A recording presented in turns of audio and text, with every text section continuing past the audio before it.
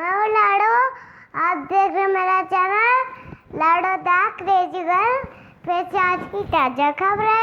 आपने अभी तक मेरा चैनल सब्सक्राइब नहीं किया है तो कर लो और वीडियो को पूरा देखें। बॉलीवुड में दम मारू दम का काला सच खुल के आया है सामने।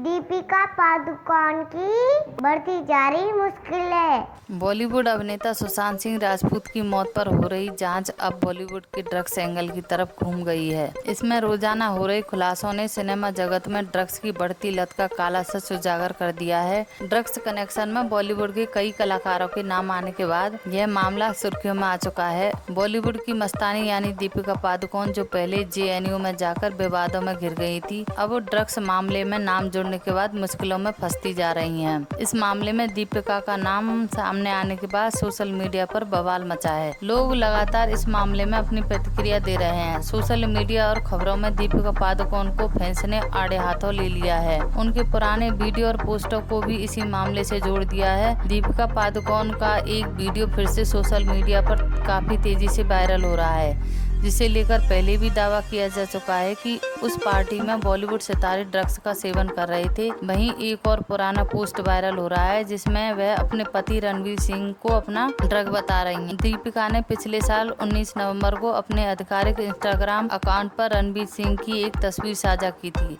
तस्वीर में उनकी टी-शर्ट पर लिखा था, प्यार एक सुपर पावर है। इस तस्वीर को शेयर करते हुए दीपिका पादुकोण ने अपने पोस्ट में लिखा, आप मेरे सुपर ड्रग हैं। इसके साथ ही दीपिका का एक वीडियो वायरल हुआ है जिसमें वह हाथ में जाम का गिलास लिए बोलती और उसे लहराती दिखाई दे रही हैं। वीडियो को खुद रणवीर सिंह ने शेयर करते हुए दीपिका को अपनी चीयर लीडर बताया था। वहीं ड्रग्स मामले में बॉलीवुड कई नेताओं के निशाने पर भी आ गया है। शिरोमणि अकाली दल के नेता मजिंदर सिंह सिरसा पहले से ही दीपिका पादुकोण, करण जौहर और मधु मंटेना को नशे का आदी बता रहे हैं। अब बीजेपी नेता और सांसद मनोज तिवारी ने कहा कि कुछ लोग भारत के बॉलीवुड पर प्रश्न चिन्ह लगाना चाहते हैं। हमें उनकी साजिशों में नहीं आना है। जो लोग इसमें लिप्त हैं उनकी जांच हो और कड़ी से कड़ी सजा हो। ये आने वाली युवा पीढ़ी को गलत मैसेज दे रहे हैं। आपको बता दें कि सुशांत सिंह राजपूत मौत मामले में ड्रग्स एंगल की जांच कर रही NCB ने टैलेंट मैनेजर जया साहा से 4 घंटे तक लंबी पूछताछ की। इसी दौरान उनके मोबाइल डेटा से एक व्हाट्सएप चैट सामने आया जिसमें जया साहा की मैनेजर करिश्मा और दीपिका पादुकोण के बीच ड्रग्स को लेकर चैटिंग हुई थी। बॉलीवुड के ड्रग्स कनेक्शन मामले में कथित तौर पर कई बड़े नामों का खुलासा हुआ है, जिसमें श्रद्धा कपूर, रकुलप्रीत सिंह और सारा अली खान के नाम के बाद अब दीपिका पादुकोण और दिया मिर्जा का नाम भी जुड़ गया है। एम्पायर के फैसले पर धोनी को आया गुस्सा। मैच के दौरान खोया आपा, हुई तीखी बहस। IPL का 13वां सीजन UAE में शुरू हो चुका है। यहाँ अब तक 4 मैच खेले गए हैं जिसमें एम्पायरिंग विवादों में आ गई है।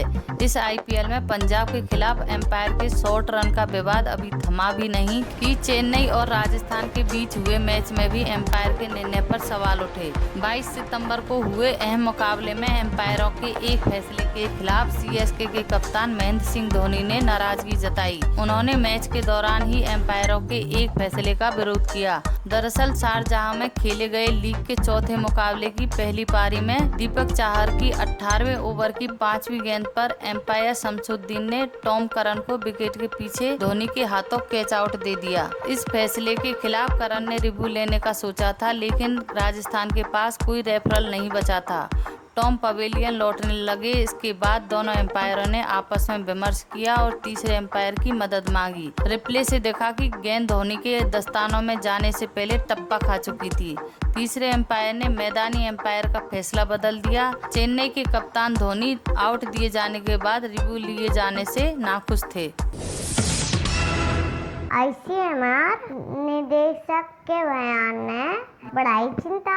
कहा, सांस के रोगियों पर कोरोना वैक्सीन पूरी तरह नहीं है कारगर। देश में कोरोना वायरस के मामलों की संख्या 55 लाख पार कर गई है। अब तक 88,000 से ज्यादा लोगों की जान इस वायरस की वजह से जा चुकी है। वैसे तो देश में 3 कंपनियां वैक्सीन विकसित करने में जुटी हैं। 3 वैक्सीन क्लिनिकल ट्रायल के अलग अलग स्टेज पर भी हैं, लेकिन अभी तक कुछ साफ नहीं हो पाया है कि कोरोना की वैक्सीन लोगों को कब तक मिलेगी। इस बीच Indian Council of Medical Research के डायरेक्टर डॉक्टर बलराम भार्गव का कहना है कि कोरोना से संक्रमित सांस के रोगियों पर कोई भी वैक्सीन 100% कारगर नहीं हो सकती। हालांकि भार्गव ने यह भी कहा कि ऐसे मरीजों के लिए वैक्सीन को अधिकतम कारगर बनाने की पूरी कोशिश की जाएगी। भार्गव के मुताबिक विश्व स्वास्थ्य संगठन ने अपने एक बयान में कहा था कि किसी भी वैक्सीन में 3 चीजें होनी चाहिए: सुरक्षा, इम्यूनिटी बढ़ाने की क्षमता और उसका कारगर होना। इसलिए मैं बता दूं कि ऐसे लोग जो सांस की बीमारियों से जूझ रहे हैं, उनके लिए वैक्सीन पूरी तरह से काम नहीं कर पाएगी। केडिला और भारत बायोटेक ने फेज 1 ट्रायल पूरा कर लिया है। वहीं सीरम इंस्टीट्यूट ने फेज 2B3 ट्रायल को पूरा कर लिया है। जल्द ही मंजूरी मिलने के बाद तीसरे फेज का काम शुरू किया जाएगा, जिसके लिए 14 स्थानों पर 1500 रोगियों पर इसका टेस्ट किया जाएगा। डॉक्टर भार्गव ने बताया कि प्लाज्मा थेरेपी का इस्तेमाल 100 वर्षों से अधिक समय से किसी न किसी रूप में किया जाता है। इसका उपयोग कोविड-19 में किया जा रहा है। यह मदद करता है या नहीं, इसका अध्ययन किया जा रहा है। भारी पड़ सकता है कोरोना गाइडलाइन तोड़ना, हो सकती है 3 साल की जेल। राजस्थान के पंचायत चुनाव में कोरोना गाइडलाइन तोड़ना पंच सरपंच के प्रत्याशियों और उनकी व्यवस्था करने वालों तथा समर्थकों को महंगा पड़ सकता है। उन्हें आर्थिक दंड के साथ 3 साल की जेल की सजा भुगतनी पड़ सकती है। हाल ही में जोधपुर पुलिस ने कोरोना गाइडलाइन का उल्लंघन करने पर 2 सरपंच प्रत्याशियों समेत अन्य लोगों के खिलाफ बनाड़ और डांगियाबाज थाने में मामला दर्ज किया है। चुनाव लड़ने वाले पंच और सरपंच प्रत्याशी गाइडलाइन के अनुसार ही प्रचार कर सकते हैं। आपदा प्रबंधन अधिनियम में इसके उल्लंघन पर कठोर सजा और जुर्माने का प्रावधान किया है। चुनाव प्रचार में यदि केंद्र और राज्य सरकार द्वारा कोविड-19 के लिए जारी गाइडलाइन का उल्लंघन पाया जाता है, तो आपदा प्रबंधन अधिनियम 2005 की धारा 51 से 60 तक और आईपीसी की धारा 188 तथा अन्य विधियों के अंतर्गत कार्रवाई की जाएगी। उल्लंघन करने वाले व्यक्ति को 3 वर्ष की सजा तथा 10,000 रुपए का जुर्माना अथवा दोनों सजा हो सकती है। जिला निर्वाचन अधिकारी को गाइडलाइन का पालन कराने के लिए अधिकृत किया गया है। प्रथम चरण के चुनाव के लिए प्रत्याशियों ने अपना चुनाव प्रचार तेज कर दिया है। प्रत्याशी घर घर जाकर मतदाताओं से मान मनोहर कर रहे हैं। पुलिस प्रशासन की तमाम सख्ती के बावजूद चुनाव प्रचार में पंच सरपंच प्रत्याशी गाइडलाइन का जमकर उल्लंघन कर रहे हैं। 1 नवंबर से खुल जाएंगे कॉलेज, पढ़ाई पूरी करने के लिए कटेंगी छुट्टियां। कोरोना महामारी के चलते बंद पड़े विश्वविद्यालय और कॉलेजों में 2020-21 के शैक्षणिक सत्र की शुरुआत 1 नवंबर से होगी। स्नातक और स्नातकोत्तर के पहले वर्ष में 31 अक्टूबर तक दाखिले होंगे। यूजीसी ने अपने दिशा निर्देश में कहा कि सत्र में देरी के चलते पाठ्यक्रमों को पूरा करने के लिए छुट्टियों में कटौती की जाएगी।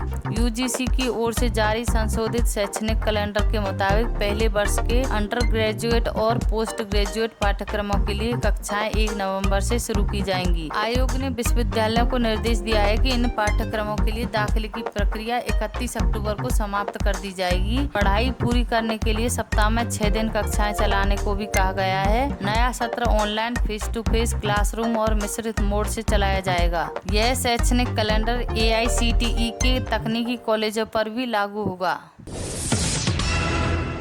ये थी आज की खबरें, कल फिर आएंगे, तब तक ले बाय बाय। लाइक और सब्सक्राइब करना ना भूलें।